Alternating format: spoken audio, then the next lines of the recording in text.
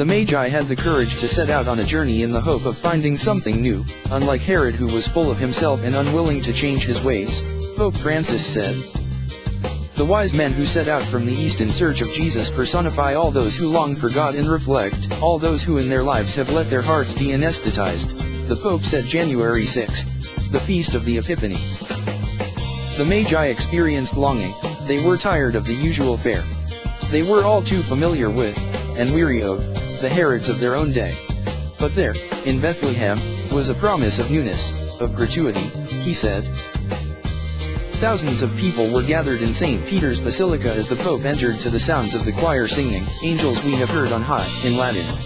Before taking his place in front of the altar, the Pope stood in front of a statue of baby Jesus, spending several minutes in veneration before kissing it. The Pope said that the Magi adoring the newborn king highlight two specific actions: seeing and worshipping. Seeing the star of Bethlehem did not prompt them to embark on their journey, but rather, they saw the star because they had already set out, he said. Their hearts were open to the horizon and they could see what the heavens were showing them, for they were guided by an inner restlessness. They were open to something new, the Pope said.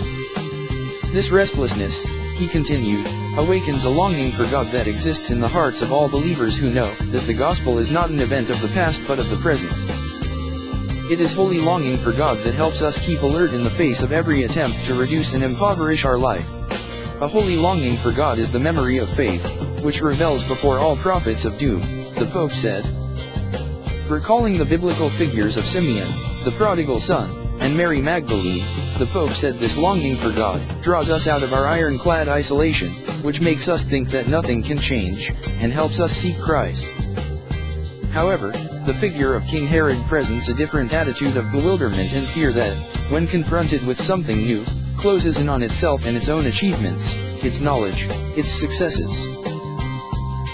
The quest of the Magi led them first to Herod's palace that, although it befits the birth of king, is only a sign of power, outward appearances, and superiority. Idols that promise only sorrow and enslavement, he said. There, in the palace, they did not see the star guiding them to discover a God who wants to be loved. For only under the banner of freedom, not tyranny, is it possible to realize that the gaze of this unknown but desired king does not abase, enslave, or imprison us, the Pope said. Unlike the Magi, the Pope added, Herod is unable to worship the newborn king because he was unwilling to change his way of thinking and did not want to stop worshiping himself, believing that everything revolved around him. Christians are called to imitate the wise men who, weary of the Herods of their own day, set out in search of the promise of something new. The Magi were able to worship, because they had the courage to set out. And as they fell to their knees before the small, poor, and vulnerable infant, the unexpected and unknown child of Bethlehem, they discovered the glory of God, the Pope said. After the Mass, Pope Francis greeted tens of thousands of people gathered in St. Peter's Square to celebrate the Feast of the Epiphany. A colorful parade led by the sounds of trumpets and drums. People dressed in traditional and festive clothing contributed to the cheerful atmosphere despite the chilly weather. Explaining the significance of the wise men who presented their gifts to Christ after adoring him, the Pope gave the crowds a gift, a small booklet of reflections on mercy. The book, entitled Icons of Mercy, presents 6 gospel episodes that recall the experience of people transformed by Jesus' love: the sinful woman, Zacchaeus, Matthew, the publican, the Samaritan, the good thief, and the Apostle Peter. 6 icons of mercy, the papal almoner's office said. Together with the homeless, poor men and women and refugees, religious men and women distributed the books to the crowd.